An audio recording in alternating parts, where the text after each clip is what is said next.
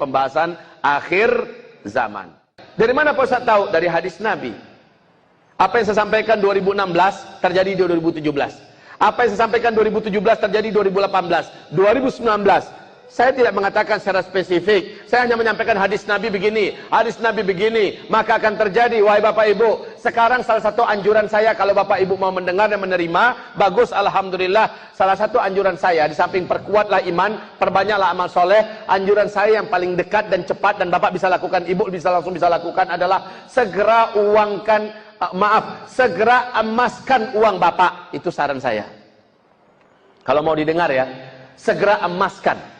Investasikan kepada emas, menabunglah dalam bentuk emas, simpen, cukup suami istri yang tahu.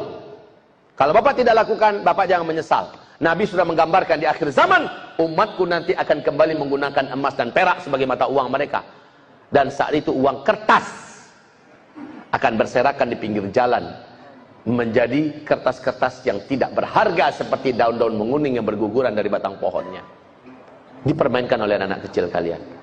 Sekarang Pak, di Tiongkok, warga Tiongkok berlomba-lomba tarik dana mereka dan beli emas. Di Hong Kong, apalagi, warga mengemaskan uang mereka. Cina, hari ini, termasuk yang paling serius setelah Amerika memperbanyak emas mereka. Australia, negara besar Pak. Kenapa? Ini negara-negara besar tahu apa yang dikatakan oleh Bill Gates, orang terkaya nomor 2 dunia. Ada yang mengatakan nomor 1 dunia. Bill Gates sudah mengatakan 2018 krisis moneter dimulai, 2019 dan seterusnya akan terjadi kehancuran ekonomi dunia yang paling mengerikan, dan uang-uang kertas menjadi tidak akan ada harganya lagi. Negara manapun akan terimbas oleh dampak kehancuran ekonomi ini, kecuali negara-negara yang punya stok emas. Dan Nabi dulu sudah menggambarkan. Jadi ini saran saya yang terdekat. Kalau Bapak mau dengar, alhamdulillah. Ada ruginya nggak seruan saya ini?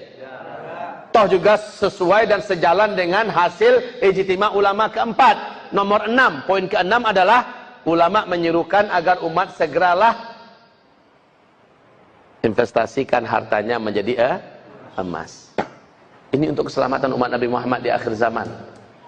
Apa yang saya katakan ini pasti akan terjadi, karena ini adalah hadis Rasulullah SAW.